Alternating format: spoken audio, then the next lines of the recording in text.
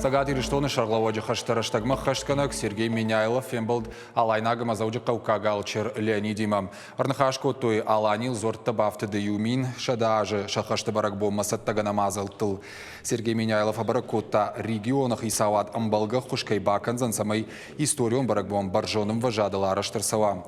Уйма мафаны шанкота и савадыма дины хашты юкайштым. Шанышану республика ядам сардуак фахуждарканын. Сергей Миняйлов навшбаварта дартырдыр антышчина имгушткай канзышты умай. Мы все служим не для себя лично, а для людей. Да, вы служите как владыка и духовник и представитель православной церкви, служите Богу, служите людям. Я служу государству российскому и служу людям. У нас на территории республики разные вероисповедания. Я со всеми буду встречаться и со всеми буду разговаривать. Задача и цель у нас всех одна. Благосостояние наших людей.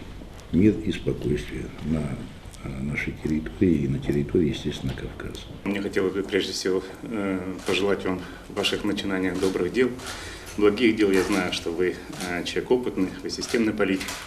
Назначены сюда президентом не случайно. У вас очень серьезный, широкий бэкграунд на различных должностях и в различных званиях, и в различных степенях служения. Поэтому я хочу вам пожелать прежде всего доброго здоровья. Здесь вы у себя дома, вы прекрасно ориентируетесь, никакой вам корректировки не нужно. А то, что мы будем рядом с вами, всегда готовы оказать посильную помощь, все, что от нас будет зависеть, это вне всякого сомнения.